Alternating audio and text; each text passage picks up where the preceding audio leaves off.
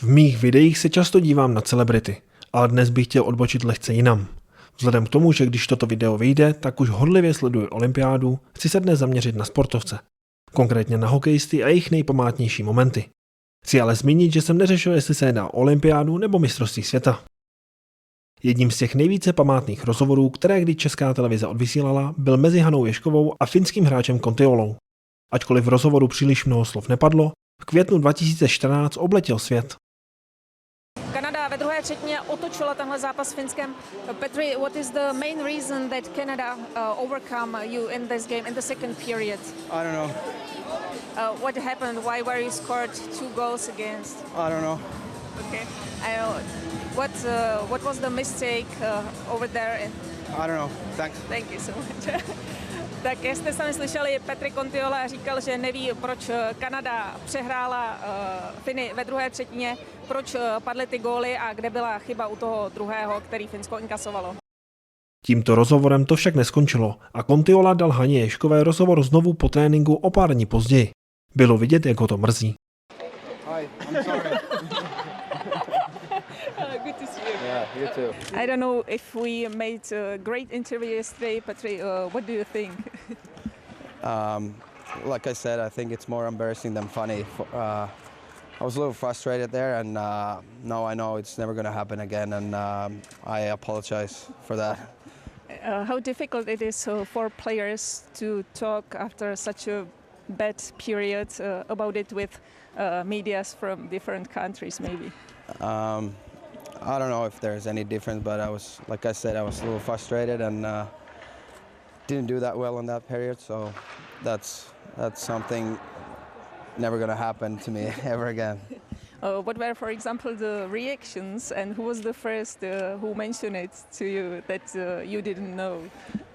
I got a couple of text messages from back home from my friends, and I was like, how do they know about this? And then I got a couple emails, and I knew what was going on, and that's why I wanted to meet up and settle things down. Teď se ale posuneme blíže k dnešnímu dni a zavzpomínáme na situaci, která byla za hodně dlouhou dobu pro český hokej vůbec ta nejlepší.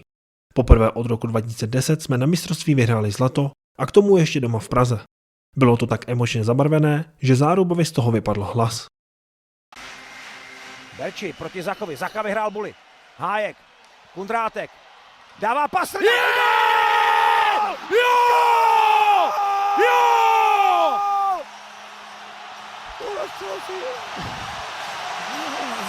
A teď to vyšlo. Roberte, to by vypadl hlas, já to za tebe vemu, neskutečný! Ne, neuvěřitelná střela. Dostal Kubalík, ještě posune kontrolu. Jo!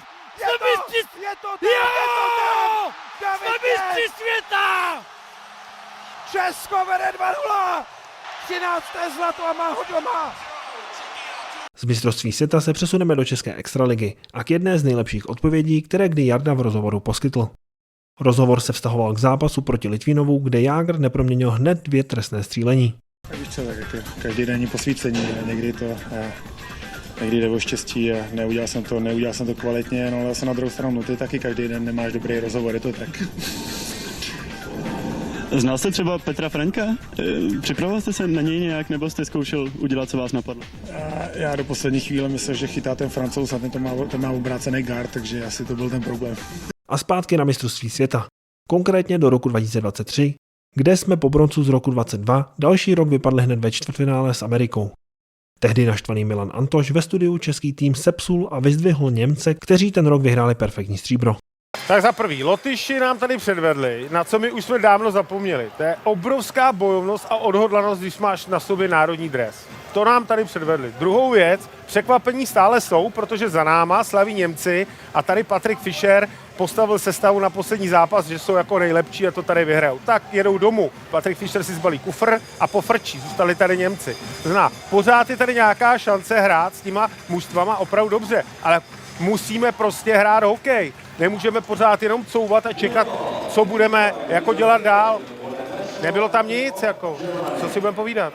Od proher k výhrám a k úžasnému roku 2010, kdy jsme po neúspěšné olympiádě extrémně překvapili a v Německu jsme si došli pro zlato. Oslavy na Staromáku byly tehdy legendární.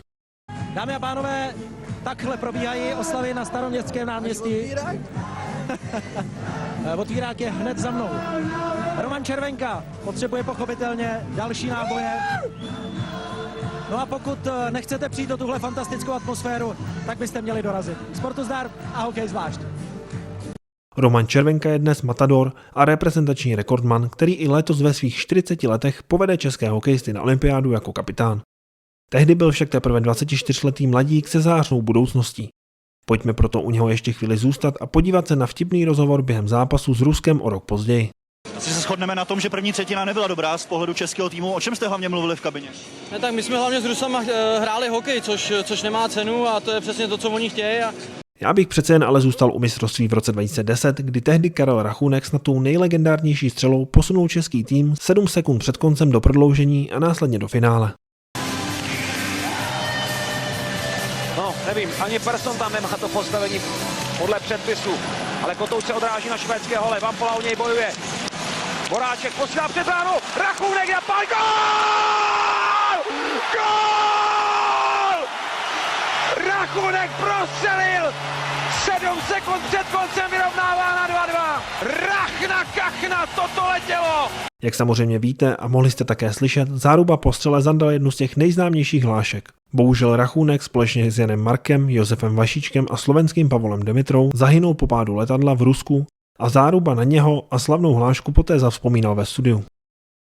Hodně lidí se mě ptalo, jestli vlastně ještě někdy jako padne to, co mě vlastně tenkrát úplně náhodou napadlo. To slavné sousloví Rachna kachna a já jsem řekl, že už nikdy ne, ale protože jsem si myslel, že to patří jenom k tomu okamžiku toho gólu. No a teď bych třeba rád to ještě někdy zopakoval. Tragicky zahynul bohužel i trenér Ivan Hlinka, který jako jediný dovedl Česko pro zlato na zimní olympiádě. Tisková konference po olympiádě s novináři se stala stejně jako celý turnaj naprosto legendární. 2-3 to funguje. Dobrý.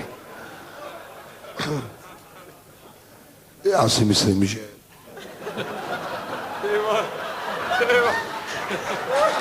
A už víte všechno.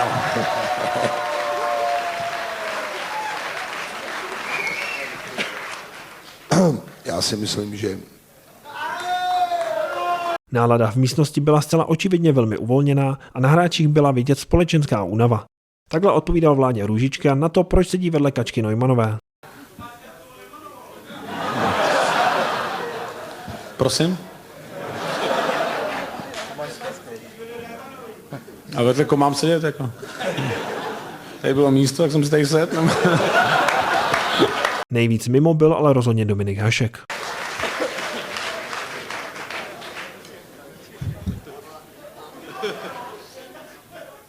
Pocitů tam bylo moc, Ivan. Trenére.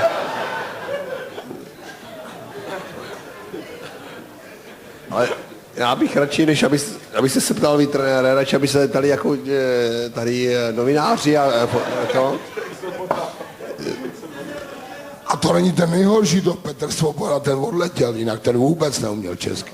Robert Reichl toho měl už taky dost. Je tu sázku ohledně kníru Slavomíra Lennera. Tak. Je to otázka pro mě a pro Albího Reichla. Já jsem tam tu pěnu nastříkal a Albi to oholil. Ne, já bych to doplnil trošku. Pan Hlinka on tam byl jako hlavní šéf, kadeřník. Já jsem byl asistent. Ale já jsem... Sláva to zkrátka nepřežil, no. Tak a zpátky více do přítomnosti na MS v roce 2017, kde Radko Gudas naprosto nekompromisně zdemoloval svého tehdejšího spoluhráče Clauda Giroua. Radko Gudas se teď pošťukuje s Duchesnem. Ale ten faul byl na buli. Já si myslím, že to byl Jan Kovář, který dostal sekiru hned po vazování. No a Gudas teď sestřelil jednoho z Kanaďanů kolem naší trojky. Je hodně rušno. Giroud má obecně velkou spojitost s Českem, přece jen vedle něho hrálo mnoho Čechů. Mimo jiné i Jaromír Jágr, který do něho v Praze 2015 takhle strčil během rozhovoru. Is there any player in particular that you think of? What do you say about Jaromír Jágr's hit now?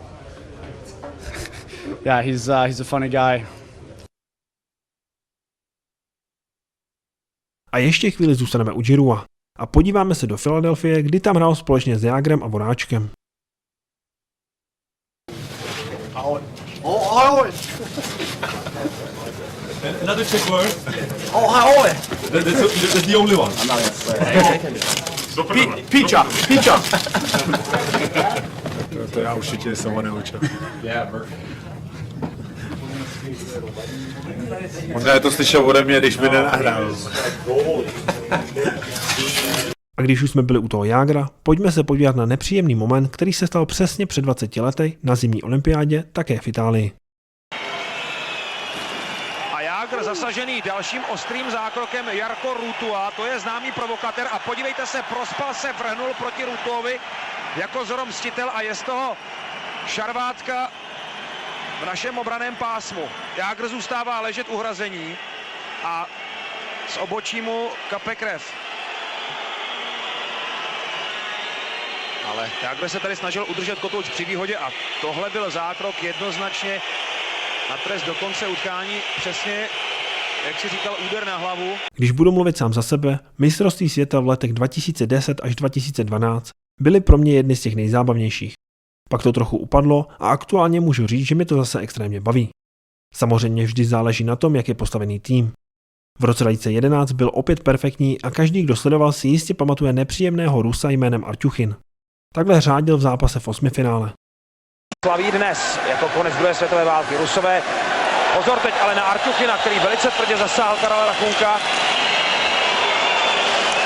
A další Arťuchinův zákrok, tentokrát proti Havlátovi. A neobešlo se to už bez slovní kontroverze. Havlát mezi tím hraje. Ivan Michálek si tam něco vyřizoval s Arťuchinem a znovu Arťuchin úplně mimo puk a teď už to bude za 2 minuty pro Arťuchina. Podívejte se, Michálek dostal hodně nepříjemnou ránu.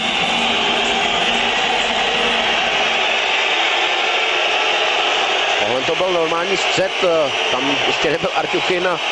Tady Arťuchin zasáhl čistě Rachunka, tohle to byl čistý střet, Rachunek byl v držení. Rachunek může vypálit, Parolin. A pozor, Arťuchin zase atakoval Karla Rachunka po střelbě a český tým teď na nohou, protože to už je od Arťuchina opravdu moc. Rachunek se nezvedá. Je u něj masér, přichází tam doktor Zdeněk Ciglbauer, to je krvavá rána. Na Rusy jsme ten rok narazili ještě jednou v zápase o bronz, kde jsme mimochodem vyhráli. Ale zároveň Rachunek Arťuchinovi vrátil rozbitou hlavu tím, že s ním vysklil plexi. Určitě je vidět na českých hráčích, že si dávají pozor na souboje s Arťuchinem, že se trochu rychleji zbavují kotouče a hned jdou, ale do takového toho obranného postavení. Teď Arťuchin a tvrzené sklo zasypalo trestnou lavici, tak i Arťuchin teď poznal, zač je toho loket. Tedy jenom přeneseném slova smyslu, bylo to rameno. Nebo udělá takovouhle paseku. Pojďme se na to podívat. A opravdu řekl bych, že hokejka nejdřív bouchla do skla a pak ten následný úder poslal to sklo ven. Zranil Rachunka, tak teď ve chvíli, kdy nešlo o zdraví, ale jenom o tvrzené sklo.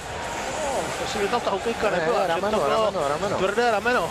Ale Karel Rachunek si tam krásně na Arťuchina počkal, on si ho tam dovezl, vychýlil ho z osy a pak maličko přitlačil. Viděli jste, že Arťuchin už byl za osou svého těla. Už to nemohl ustát ani tento 116-kilový brousek. No.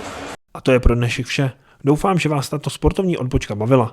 Pokud ano, budu rád, když se podíváte na moje starší videa a dáte odběr.